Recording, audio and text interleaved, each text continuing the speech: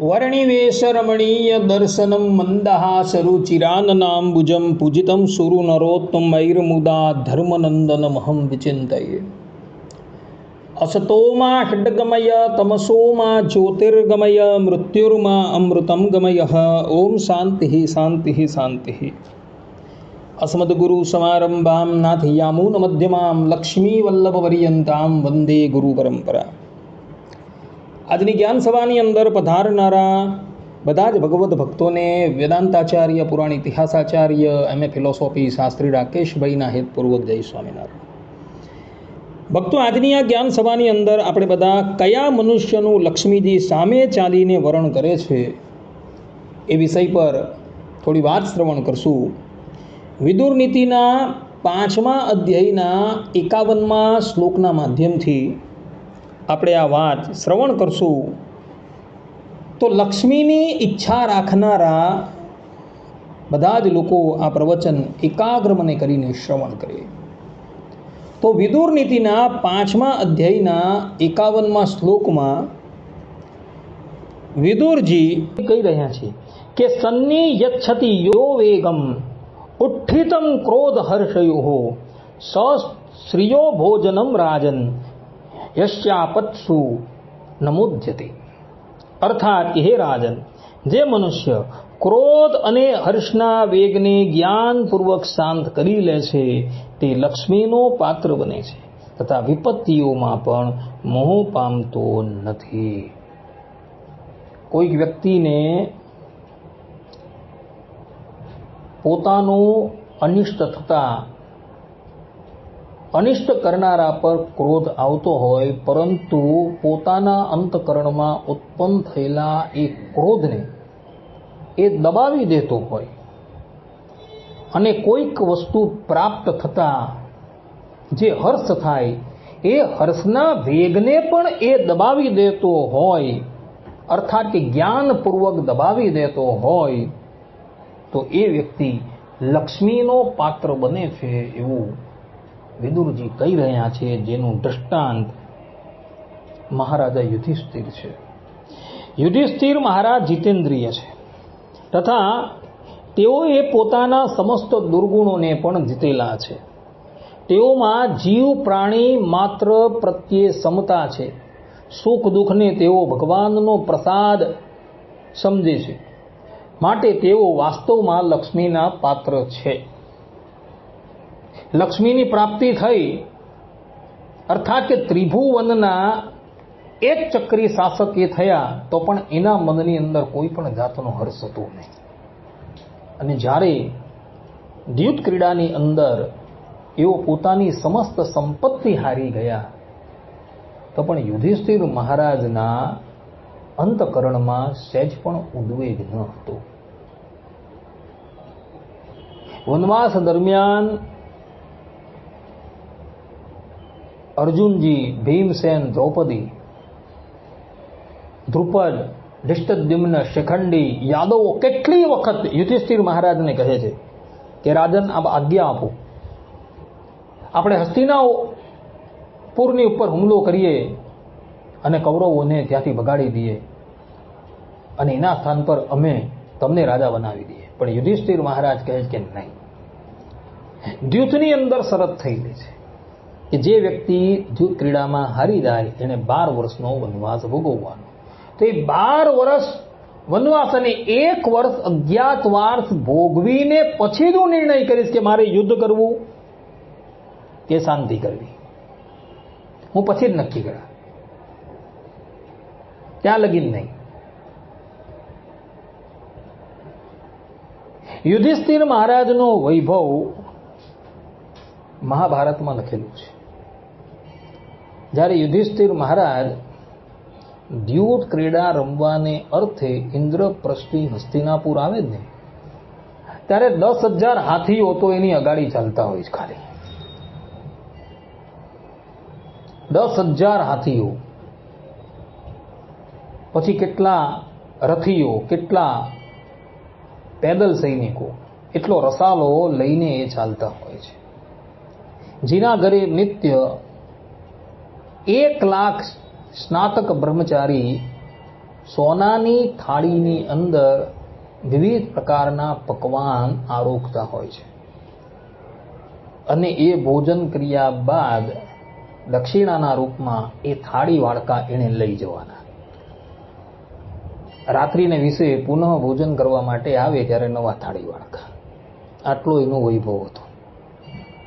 ને આટલો વૈભવ હોવા છતાં પણ શ્રીમદ ભાગવતના પ્રથમ સ્કંધની અંદર ભગવાન વેદવ્યાસજી લખે છે કે યુધિષ્ઠિર મહારાજનું મન ભગવાન શ્રી કૃષ્ણના ચરણાર વિંદરની અંદર એવી રીતના ચોંટેલું હતું કે ત્રિભુવનના દેવતાઓ જે સંપત્તિ માટે લાલાયિત થતા હતા એ સંપત્તિ યુધિષ્ઠિર મહારાજ પાસે હતી. ત્રિભુવનની અદ્વિતીય સુંદરી દ્રૌપદી એમની ભાર્યા હતી, છતાં પણ એનું મન ભગવાનના ચરણાર વિંદરનો ત્યાગ કરીને બીજે કશે જતું ન હતું. વિચાર કરો, આટલી સંપત્તિ હોવા છતાં, આટલી રમણીય નારી હોવા છતાં પણ યુધિષ્ઠિર મહારાજનું મન ભગવાન શ્રી કૃષ્ણના ચરણાર વિંદરને ત્યાગ કરીને અન્ય સ્થાનની અંદર જતું ન હતું. વનની અંદર ગયા તો વનની અંદર પણ એમની એ જ સ્થિતિ હતી જે રાજ્યની અંદર હતી. રાજ્યમાં રહેવા છતાં પણ એ નિર્લેપ હતા અને વનમાં આવવા છતાં પણ એને રાજ્ય ક્યારેય યાદ આવતું ન હતું. મનોમન એમ વિચાર કરતા હતા કે ભગવાને ઘણી કૃપા કરી છે, એકાંત આપેલું છે, એકાંતમાં શાંતિથી ભગવાનનું સ્મરણ કરશું. બીજા બધા પાંડવોના મનની અંદર યુદ્ધ કરવા માટે ખૂબ આવેગ આવતો હતો, પરંતુ યુધિષ્ઠિર મહારાજના મનની અંદર કાંઈ નહીં, એકાંતમાં બેસીને શાંતિથી ભગવાનનું ભજન કરતા હતા. એ ભગવાનની જેવી કૃપા થઈ એવી કૃપા તો આજે પણ થઈ ન હતી. એમ સમજીને એવું હંમેશા ભગવાનના ભજનની અંદર જ પોતાના મનને આરૂઢ રાખતા હતા. એટલે જે મનુષ્યના મનની અંદર ક્ષમતા છે એની જ પાસે લક્ષ્મીજી આવીને ઉપસ્થિત થાય છે. પંચતંત્ર મિત્ર શ્લમ શ્લોક 126માં વિષ્ણુ શર્મા કહે છે કે ઉત્સાહ સંપન્નમ દીર્ઘ સૂત્રમ ક્રિયા વિધિજ્ઞમ વ્યસનેસ્વસક્તમ સુરમ કૃતજ્ઞમ દૃઢ સૌરદમ ચ લક્ષ્મી હિ માર્ગતી વાસ હેતુ હો. અર્થાત કે ઉદ્યોગી, કાર્યમાં મોડું ન કરનારો, કાર્યના સિદ્ધાંત તથા નિર્ણય પદ્ધતિને જાણનારો, મદ્યપાનાદિ દુષ્ટ વ્યસનોથી પૃથક, વીર, ઉપકાર માનનારો અને સ્થિર મનવાળો જે પુરુષ છે તે પુરુષને લક્ષ્મી સ્વયં પોતાના નિવાસ સ્થાન માટે શોધી લે છે. યુધિષ્ઠિર મહારાજની અંદર આ બધા જ ગુણો હતા. એવો ઉદ્યોગી હતા, પોતાના કાર્યની અંદર ક્યારેય પણ મોડું કરનારા ન હતા, કાર્યના સિદ્ધાંત તથા નિર્ણય પદ્ધતિને જાણનારા હતા, મદ્યપાનાદિક વિષયોથી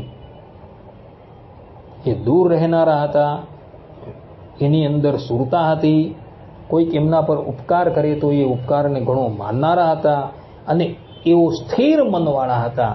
તો લક્ષ્મીજી સ્વયં ચાલીને એમની સન્મુખ ઉપસ્થિત થયા હતા. એટલે જેની અંદર આટલા ગુણો હોય એટલા મનુષ્યની પાસે લક્ષ્મીજી આવીને ઉપસ્થિત થાય છે. અને લક્ષ્મી કઈ? સાત્વિક લક્ષ્મી. એવી લક્ષ્મી એની પાસે આવે છે, બીજાની પાસે એવી લક્ષ્મી આવતી નથી. ભક્તો, માનવ ધર્મનું આચરણ કરે ને તો ધર્મનું આચરણ કરનારાની પાસે અર્થ તો આવવાનો જ છે અને કામ પણ આવવાનું. યુધિષ્ઠિર મહારાજ કંગાળ થઈ ગયા છે અને કંગાળ જેવી હાલતની અંદર વનમાં ગયા છે.